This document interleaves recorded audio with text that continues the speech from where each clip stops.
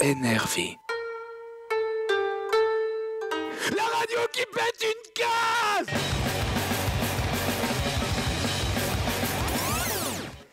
Jingle bells, jingle all the world. La la la la la la la la la la. Woo! Jingle bells, jingle all the world. La la la. Je crois que ça a commencé, c'est ça? Bah oui Jérémy, on se reprend, on y va, c'est Noël, mais c'est pas encore les vacances. Ouais, bon, alors très bien, c'est parti mesdames, messieurs, pour une émission de folie. Mais Fanny, en fait, dis-moi, c'est quoi le thème de cette émission? Bah à ton avis, on va parler de Pâques. Tu serais pas un peu en avance? On n'est pas en décembre, là? Bien sûr, bien sûr. Bon, si tu arrêtais de te faire passer pour plus bête que tu l'es déjà. Merci. C'est pas très simple, ça, quand même, hein, ma petite Fanny. Bah y a que la vérité qui blesse. Hein. Bon, je sens vraiment que je vais ramasser, là. Bon, ça va être ma fête. Non, ça va pas être possible parce que c'est déjà la fête de Jésus. Mais bon, arrêtons de jouer à chien et chat. C'est Noël et à Noël, tout le monde s'aime et se fait des cadeaux. D'ailleurs, j'ai un petit cadeau pour toi. Quoi? Montre! Ah, pas de chance, faudra attendre la fin de l'émission. Patience, coquine. Ah bon, d'accord. Mais dépêchons-nous de commencer l'émission pour que je puisse ouvrir au plus vite mon cadeau. Alors, mesdames, messieurs, commençons tout de suite avec Blizzard de Fauve et Shana et Tania, et oui, vont interviewer ensuite Mathias Claire. La vie extraordinaire des gens comme les autres.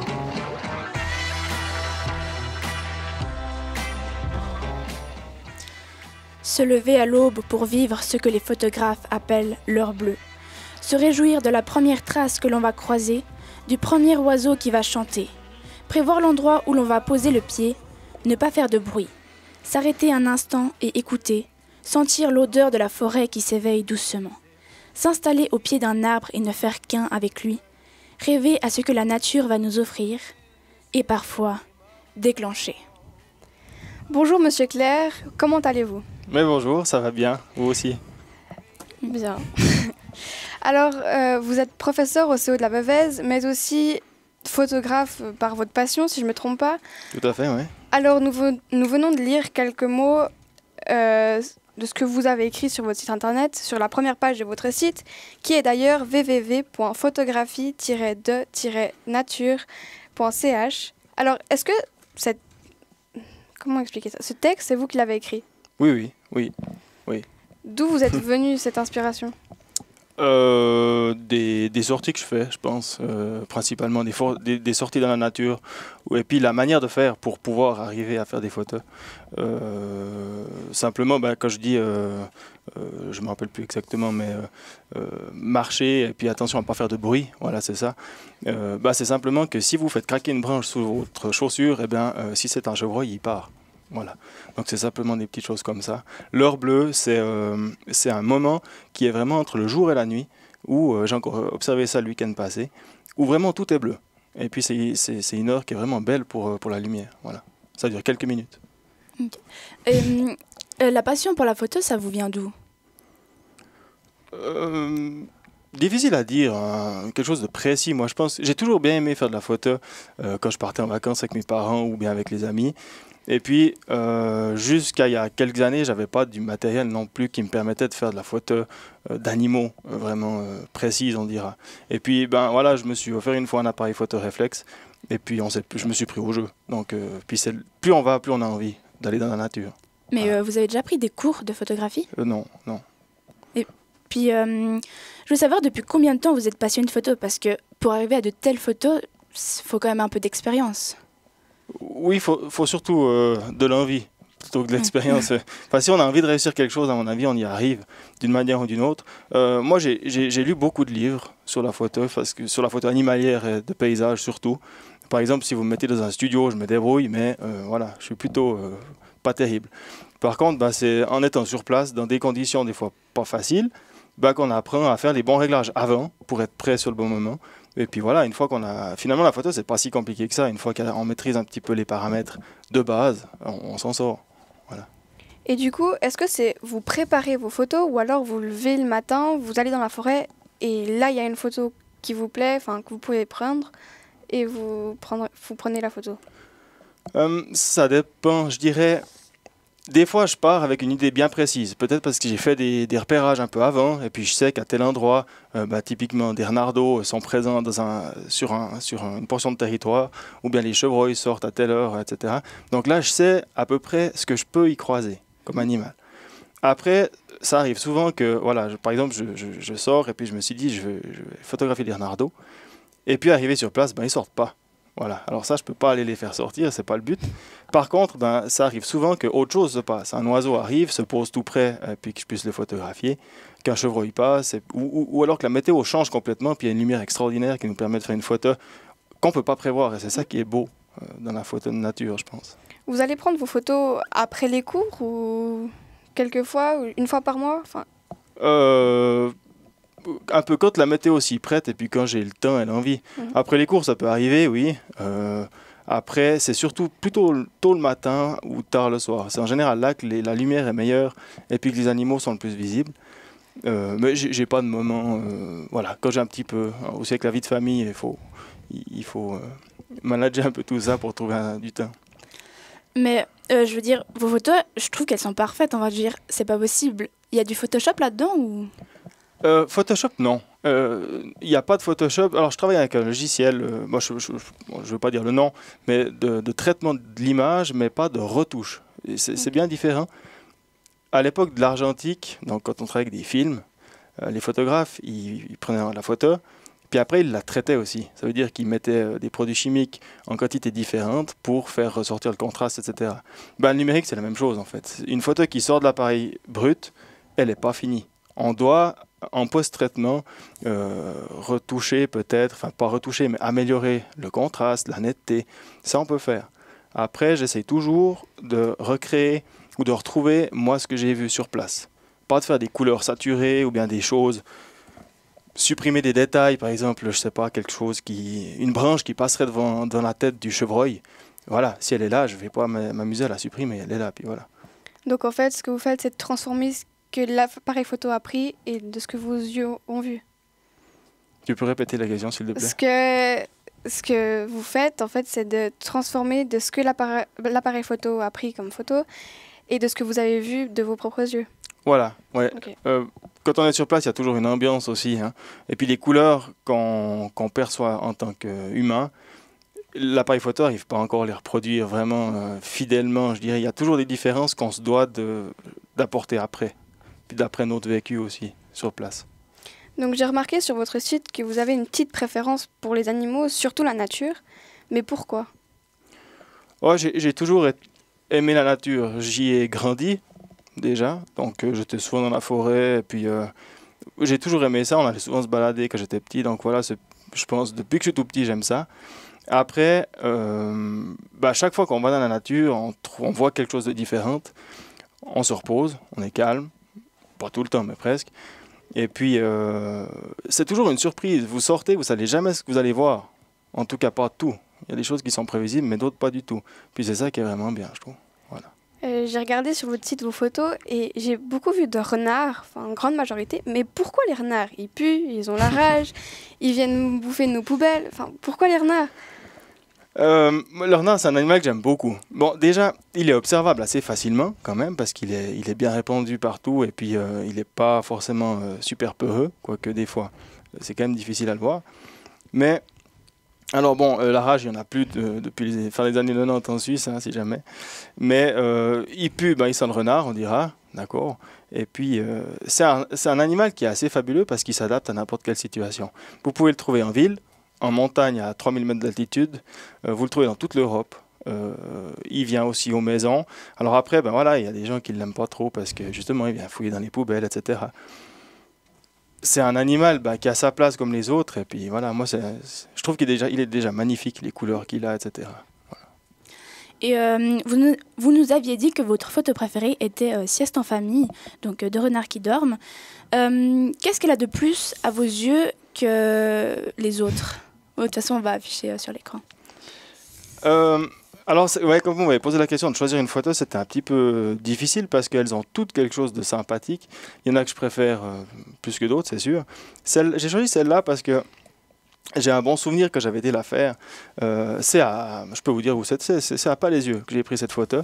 Pas loin des voies de chemin de fer d'ailleurs. Une zone où on n'y va jamais, mis à part si on veut se promener ou faire de la pêche par exemple.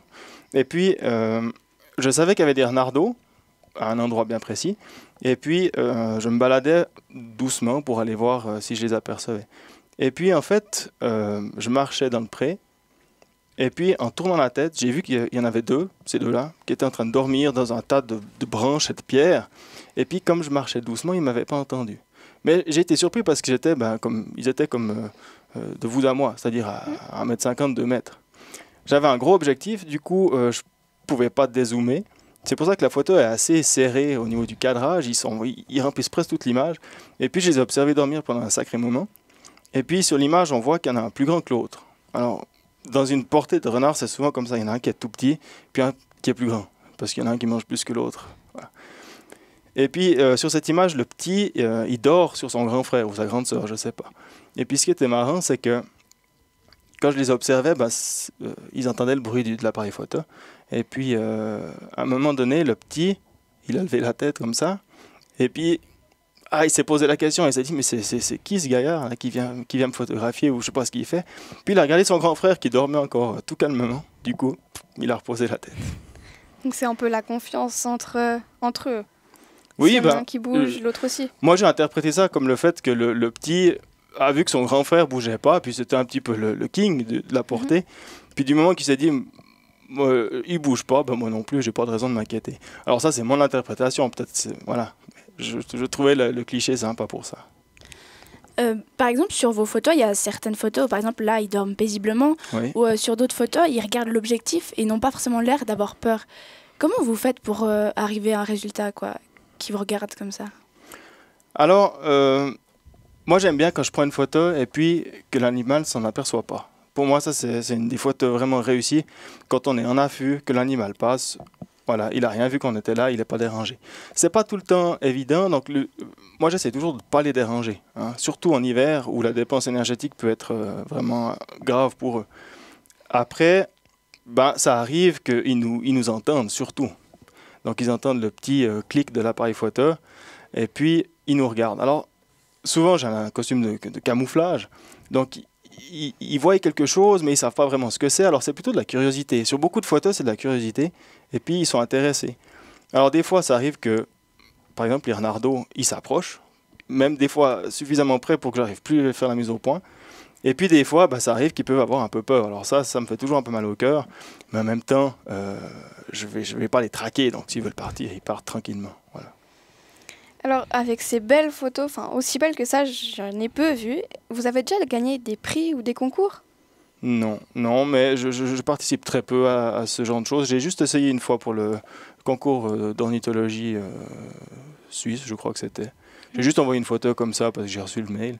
Mais non, sinon je fais pas. Puis je pense pas, il y a vraiment un niveau au niveau de ces concours qui est élevé. Puis je suis encore pas là, je pense, loin de là. Ouais.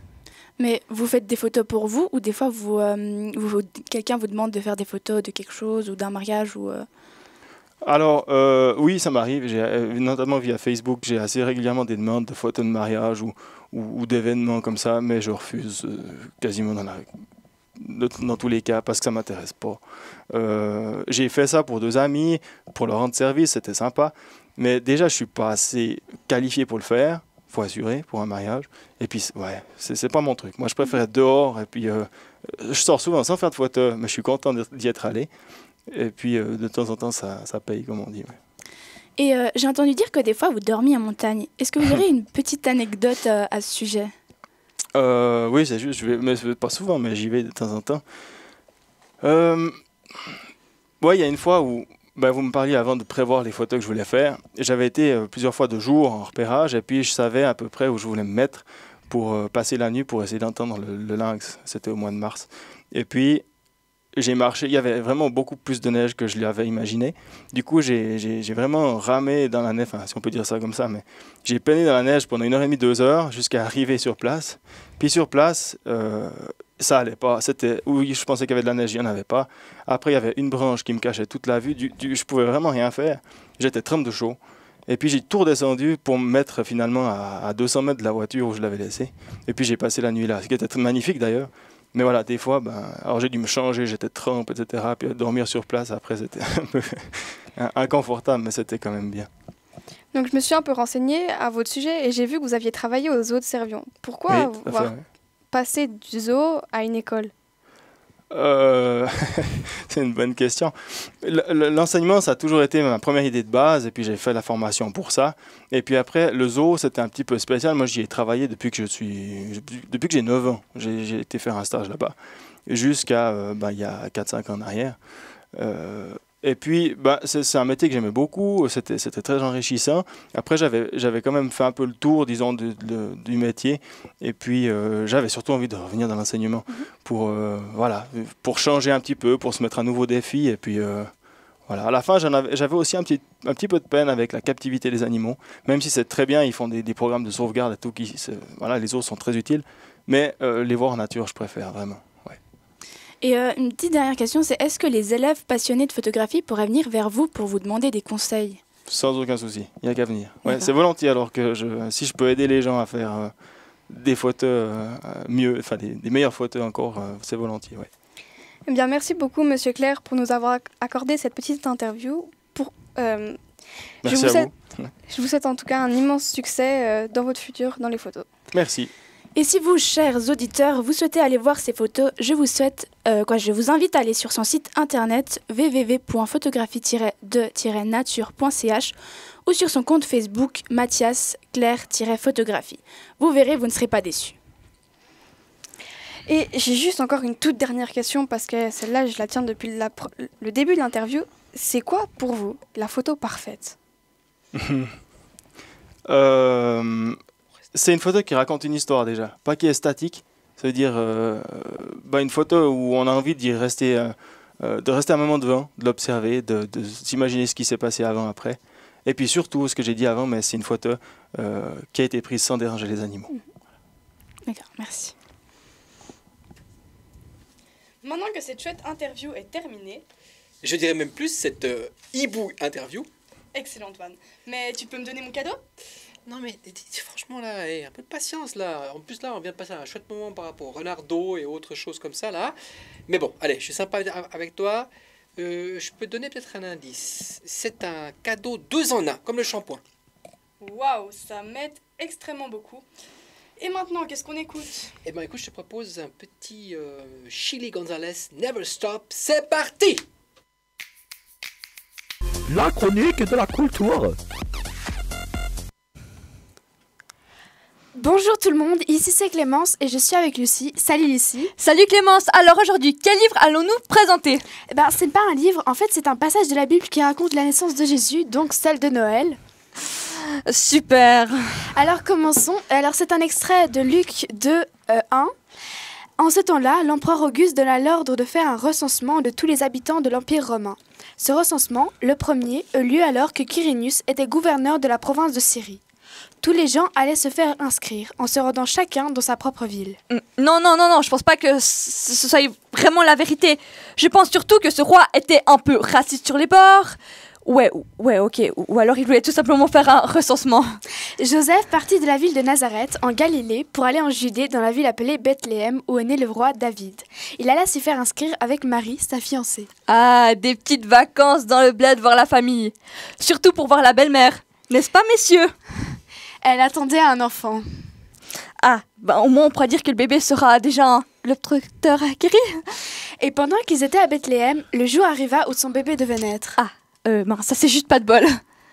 Elle mit au monde un fils, son premier-né. Elle l'enveloppa de lange et le coucha dans une crèche, parce qu'il n'y avait pas de place pour eux dans la maison où logeaient les voyageurs. Wow, alors déjà franchement, on peut dire que Marie est une femme qui a mais vraiment pas de chance dans sa vie. Alors déjà, elle n'a pas donné naissance chez elle. Ensuite, elle a failli accoucher dans le désert.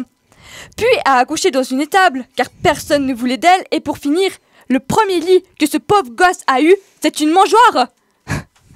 Non mais encore heureux que le bœuf ne l'ait pas bouffé. Dans cette même région, il y avait des bergers qui passaient la nuit dans les champs pour garder leurs troupeaux.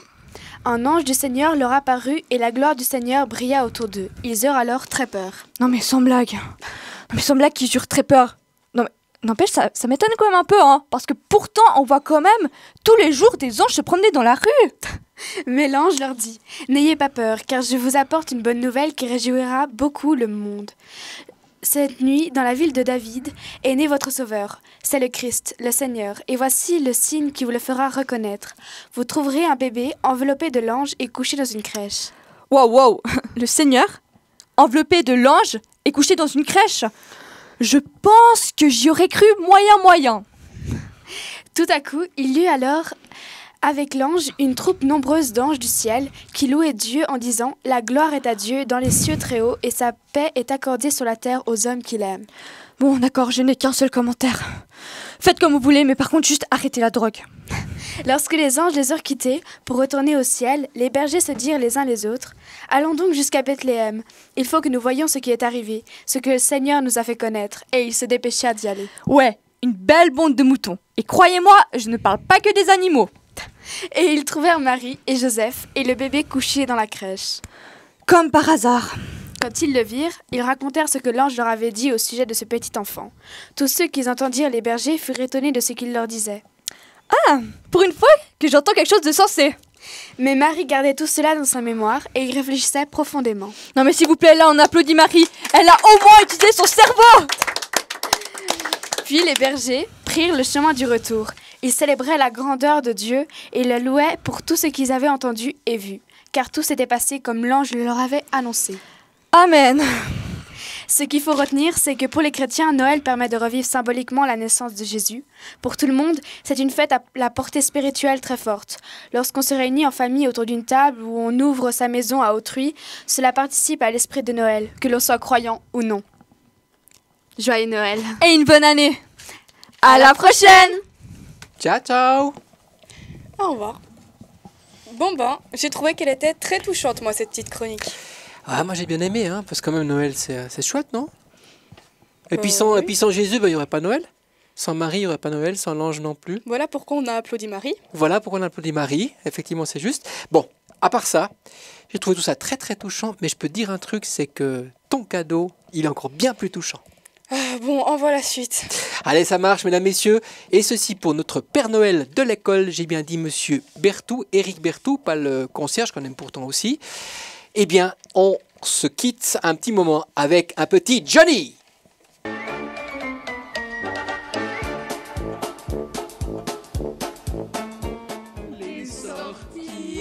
Les sorties cinéma. En collaboration avec le cinéma Sirius. Ah, tu trouves pas qu'il fait beau dehors avec toute cette neige? Oui, tout est blanc, c'est tellement beau. Noël, c'est magique. Le Père Noël, les cadeaux. Tu crois au Père Noël, toi? Bah oui, pas toi? Ben, c'est pour les enfants, c'est plus notre âge. Oh, mais t'es pas drôle. C'est quoi du coup Noël pour toi si tu crois pas au Père Noël? Bah, le sapin, les cadeaux, et puis les films, bien sûr. Ah mais oui, en parlant de films, t'as vu que le nouveau Star Wars va bientôt sortir? Le 8e, je crois. Star Wars? C'est quoi ça? Attends, tu connais pas Star Wars? Bah non, je devrais. Mais c'est un film culte, un véritable chef-d'œuvre, le Mozart des films. Ouais, n'empêche que j'en ai jamais entendu parler de ton véritable chef-d'œuvre. Sérieusement? Non, je suis sûre que tu connais. Et ça te dit pas quelque chose? Je suis ton père.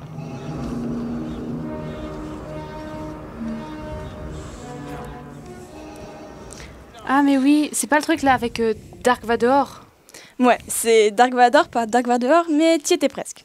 Et du coup, t'as vu les films ou pas? Non, pas du tout, j'avais juste lu ça quelque part sur internet, je sais plus trop. C'était les derniers Jedi, un truc dans le genre. Bah voilà, je t'avais dit. En fait, tu peux juste me résumer vite fait ce que c'est, parce que je sais même pas de quoi ça parle ce machin. C'est assez difficile parce que sur internet, il n'y a pas vraiment de résumé précis. Mais en gros, ça reprend là où ça s'était arrêté la dernière fois. Enfin, tout ce que je sais, c'est que ça tourne autour du personnage de Rey, je crois. Bon, je vois pas du tout qui c'est, mais ça a pas tant d'importance. Enfin, je suppose. Je pense que je ferai à jamais partie de ces gens qui n'ont jamais vu un seul Star Wars et qui n'en verront pas de sitôt. Et dans le fond, ça m'est bien égal. Dis, tu penses qu'à la radio, il y a des gens qui, à l'inverse de toi, sont fans de la saga? Bah, j'en sais rien, allons leur demander. Hé, Noumina, Lucie, vous venez? Oui, on arrive. Donc, toi, Noumina, est-ce que tu connais Star Wars? Oui, un peu. Enfin, je connais pas très bien, mais j'ai déjà regardé les films. Enfin, je me rappelle plus, mais à peu près. Du coup, tu te souviens pas du premier épisode? Non, pas trop, mais peut-être un tout petit peu. Et Mais c'est pas quoi, trop. le meilleur film pour toi?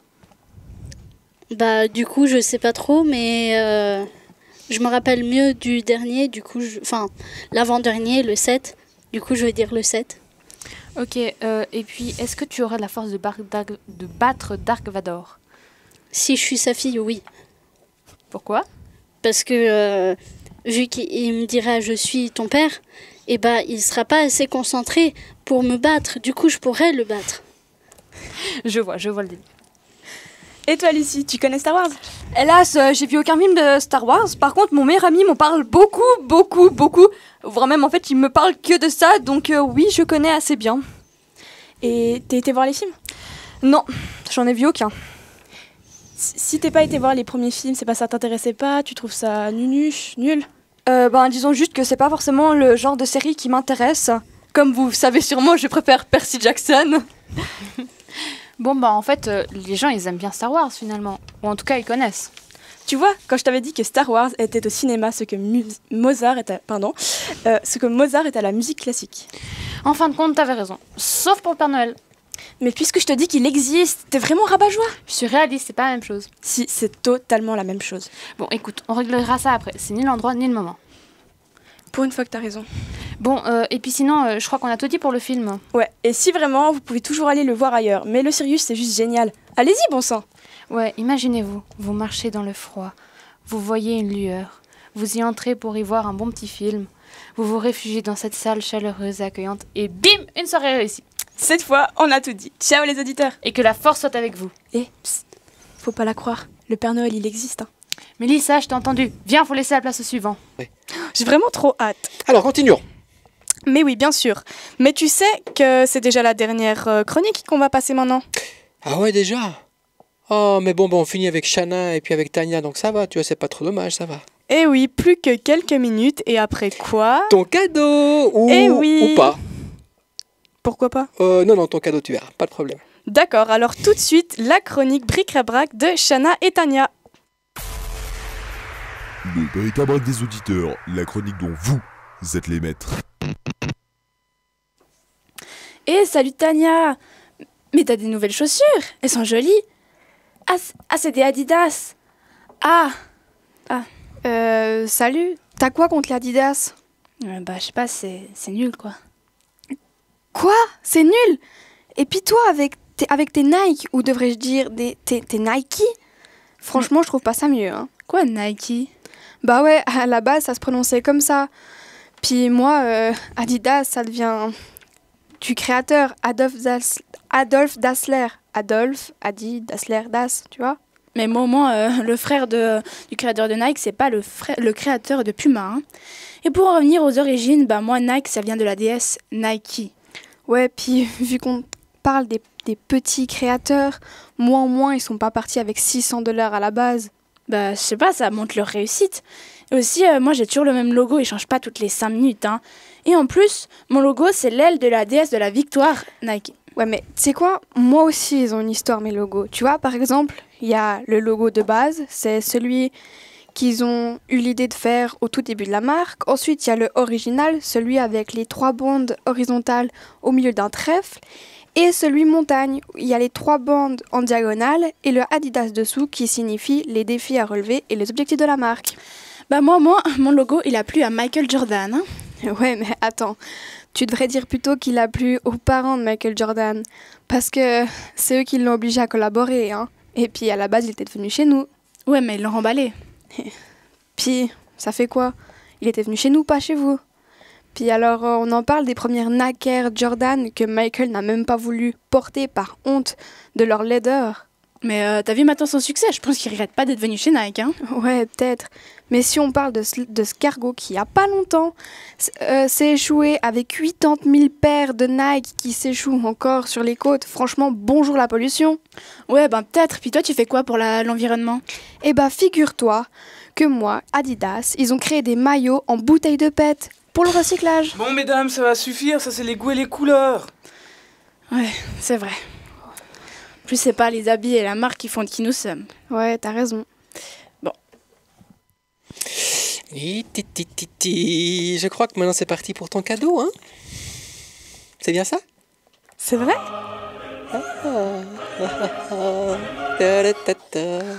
Je crois que j'ai tellement attendu ce moment que je n'y crois plus, même plus. Eh ben, c'est pas de chance, c'est pas encore pour maintenant. Musique.